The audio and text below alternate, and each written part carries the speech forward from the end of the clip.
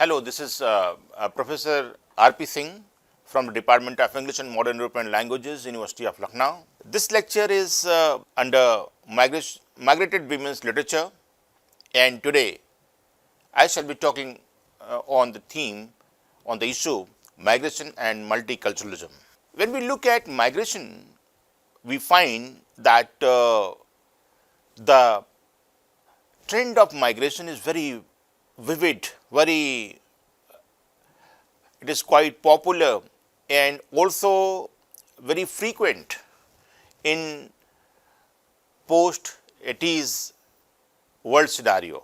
In the first 2 decades of the 21st century, the world has witnessed a significant wave of global migration. Migration can occur as people respond to push factors linked to conflict, poverty, climate change, state fragility and civil war, and these have generated unprecedented refugee flows.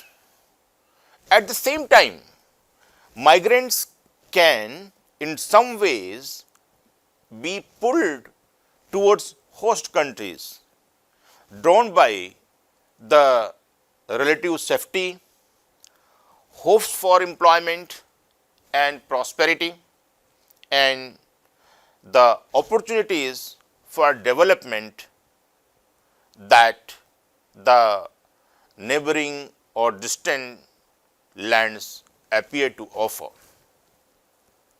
Different factors are there, different causes are there. We have learned that in the year 2016, I am giving a reference here, the year 2016 saw the greatest number of refugees and internally displaced persons that we usually express by acronym IDPs in the world since the end of World War II, Second World War. Here we find that some 60 million people globally fled their homes due to violence and conflict. I am giving this information under the source United Nations High Commissioner for Refugee. This was published in year 2016. Host societies at the receiving end, when we are looking at the trend of migration, so the host societies where we migrate, they at the receiving end have consequently become increasingly multicultural as new demographies call into question the long-standing national identities of quite relatively homogeneous nations. So, you see, when we look at the multicultural scenario in any country, one country or other country or any society, this is due to migration.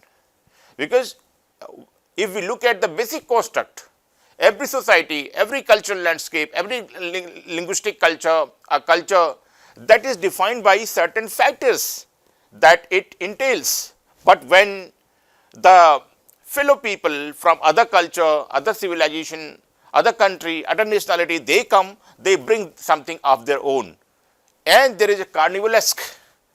And this pastiche, this patterning of amalgamation, this gives to the pattern of multiculturalism that we shall be discussing. Migration, you see, the migration flow can introduce new tensions into new society and new political dynamics. This is another aspect. On the one aspect, there is a issue of when the migration is there, it gives way to multiculturalism, and also there are new tensions also into societies and new political dynamics are coming up, because one picture, one trend is seen by different people in different ways, and how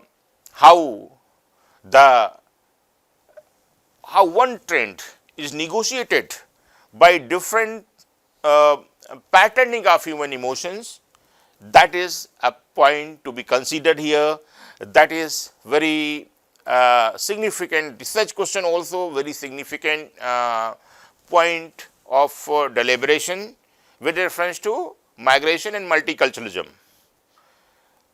Debates over acceptable levels of migration and the principles of the approach to migration policy have resulted in strong polarization in many contexts, especially in societies where migrants face political, economic and social exclusion. Here you can refer the perspective of exclusion or inclusion with reference to migration in specific societies. When we look at migration, we should also look at major policy indicatives. The policies on migration, they vary from one country to another country. Here we have to refer the concept of state, the concept of nation and the foreign policy and different other policies, the basic construct, the basic patterning of that specific political, cultural, ethnic and linguistic group. The policies in migration broadly vary from one country to another country. In some cases, we have border control and enforcement. There is migration quota and selection criteria. Who will come to the country? Who will not come to the country? How many people will come to country? When will they come to country? So these are the policy indicative. Also, we find certain integration programs and support services. How are they integrated into that culture? How are they integrated into the mainstream? What are the support services that are given to the people who are migrating? Also, we have certain policies on refugees and asylum seeker. When we dislocate, when migration occurs, there are many challenges that the migrants face. One of the major challenges is the challenge of language barrier, difficulty communicating in the host country's language. It is good that they have migrated, but now the question arises how to communicate, and communication involves a lot of things that are associated with culture, cultural adjustment. How are they adapting to new customs? How are they adapting to new norms? And how are they adapting to new values?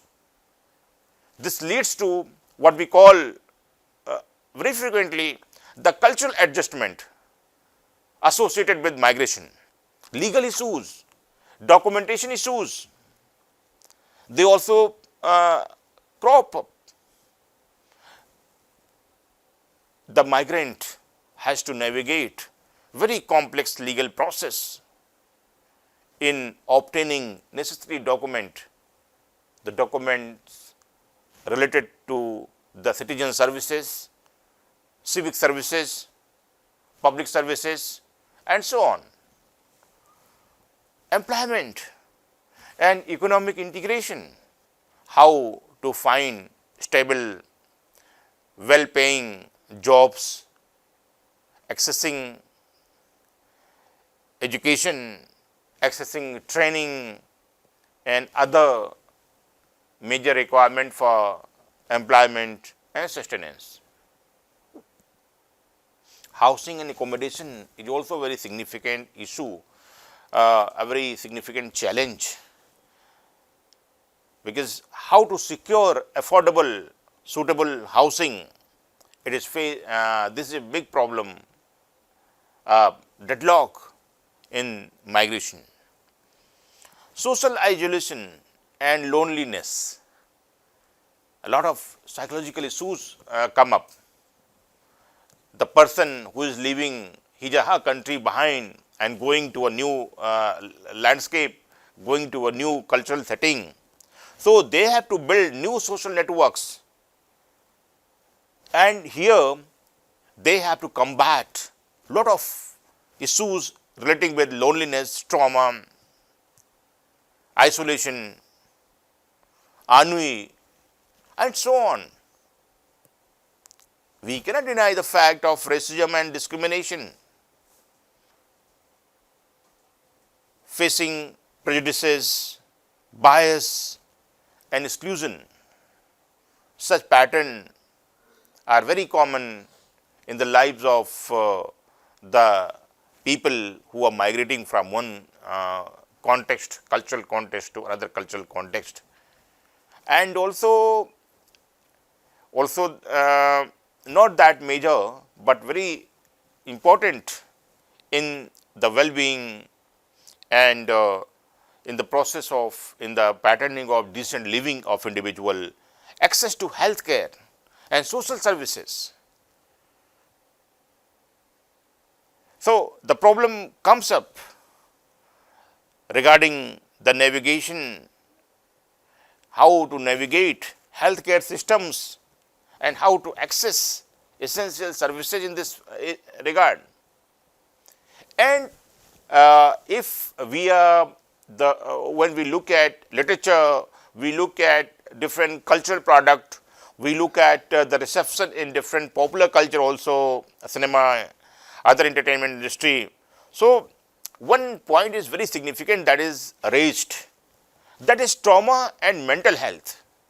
How the migrants, especially because we are reading this under the paper Migrated Women's Literature, how the women, how the migrant people, they are coping with stress, anxiety and trauma related to migration experiences, because they are like Trishanku, they are like hyphen. In the background, they have one culture, civilization, social structure that they have left, and now they have to settle in a new domain of their emotional and they have to create an emotional balance. It is very fondly, this term very fondly we use, metaphor we give, that we, in some cases, the migrant, they go for hyphen, but they remain stuck as a hyphen between two distinct identities, and this sometimes takes us towards the issue of integration into host society. How a balancing maintenance of original culture with adaptation of host country's culture, how the migrating self is creating a balance, how a balance is maintained of original culture with adaptation of new country's culture. Very significant point. Education, how education performs a role, plays a role over here, and how your education is recognized also. Education and qualification recognition. How do you transfer, how the migrant self, how the people, they transfer credentials, and how do they access education and training. Because in this global, although we are living in a global world, different countries, different areas, they have their own educational pattern. Sometimes the credits of the degree, the reception of the degree, the validation of degree, that creates problem. Education and qualification recognition, how that is done. Also, one problem that such people face is the financial instability. How do they manage financial stress and how do they build economic security? Beyond this, the emotional factors, the migrated people, they have family separation, the issue of reunification. They have to deal with separation from family members, and they have to enter into the pattern of navigating reunification processes. Homesickness and nostalgia. The migration that entails this homesickness, it entails nostalgia. They have to cope up with longing for one's home country. Uncertainty and insecurity. How do we deal with uncertainty about the future and immigration status? So, we can see that these challenges vary depending on individual circumstances such as country of origin, region for migration and host country policies. And you see, if we look at, you may be familiar with diaspora literature. Some part of diaspora literature that reflects upon such trauma, such observations and experiences that a self in the process of dislocation feels.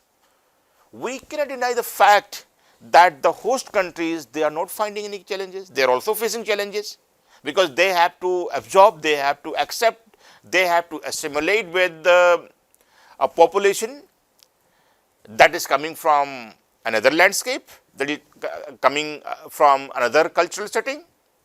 So, what are the major challenges that they face? What are the major challenges that are faced by the host countries? We can find here the cultural differences, the concept of othering, adapting to new cultural norms, values and beliefs, language barrier as we have just referred. So, the communication difficulty that comes up, that pops up due to language differences with reference to the new population that is in the process of settling. Social integration, how the relationship building and connection with the local community that comes up as a deadlock, as a barrier, and more than this, somehow the economic integration, finding employment and accessing education and training, because the resources are limited and now they are to be shared with a group of population that is from some other landscape. Housing, the same way there is sharing of housing and infrastructure, the issue of providing adequate housing and infrastructure for the newcomers. In the same line, healthcare and social services, education and training, employment and job market access, they all come up as the major issues and problems for the people, for the host country. Accessing healthcare and social services, including mental health support, this makes a major deadlock. Education and training, providing education and training opportunities for migrants and refugees, this also creates a big problem. There comes employment and job market access, self-explanatory, finding employment and accessing the job market in the new landscape. Resources are limited and they are being shared. Also, the pattern of discrimination and racism, how discrimination and racism towards migrant and refugees is seen in that new cultural habitat, in new cultural setting.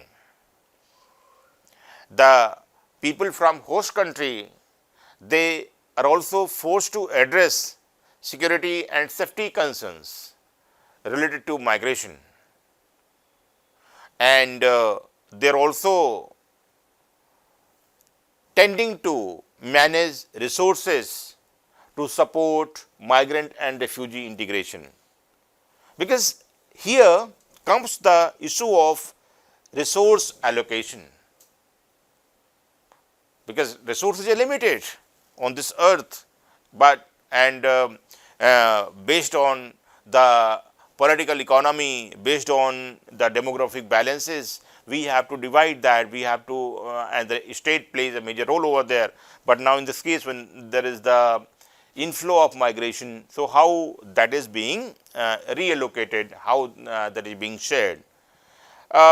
Further, it entails a very significant issue of policy and legislative framework.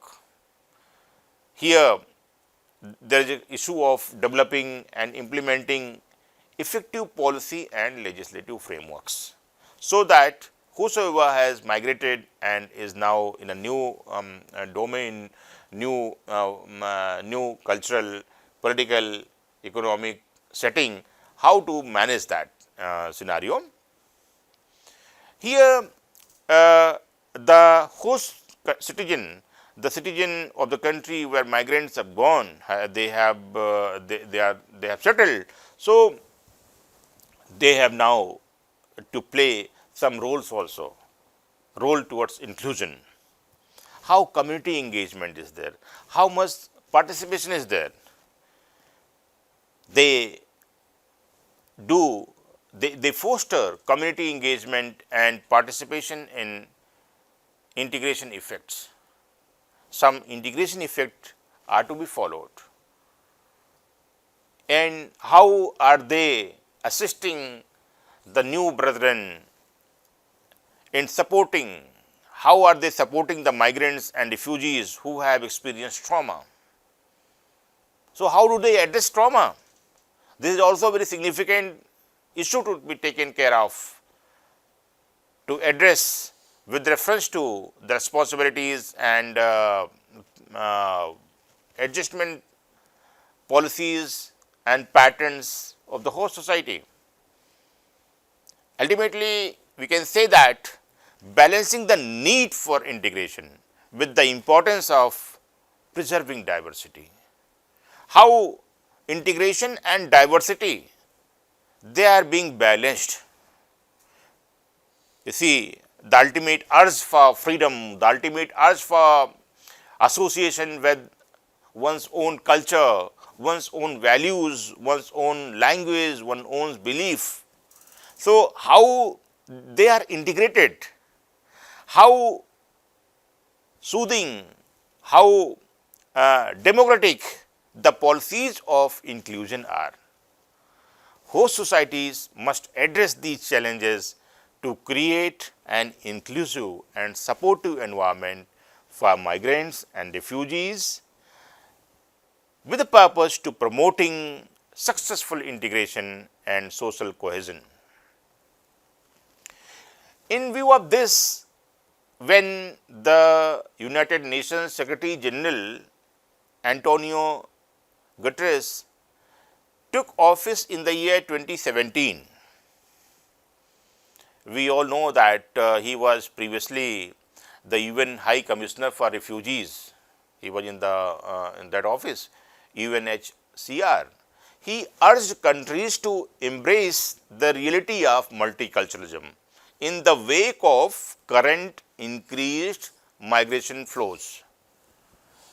At the time, he noted that multicultural countries are the engines of global growth and development, and that long-standing exclusionist views of the nation are at odds with current realities.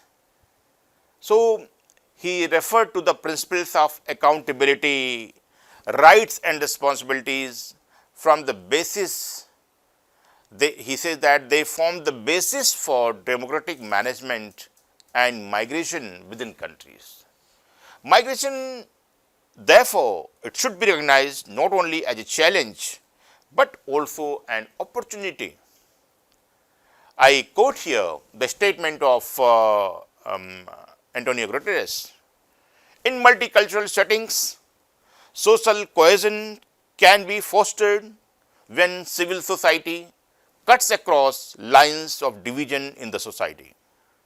Civil society can build bridges across divides by articulating shared values of a common destiny or an inclusive vision of communities, promoting parity of esteem or mutual respect and tolerance, and working against perceptions of second-class citizenship, and creating network for influential local leaders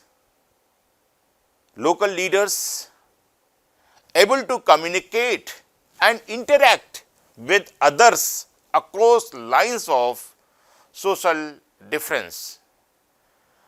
Thank you.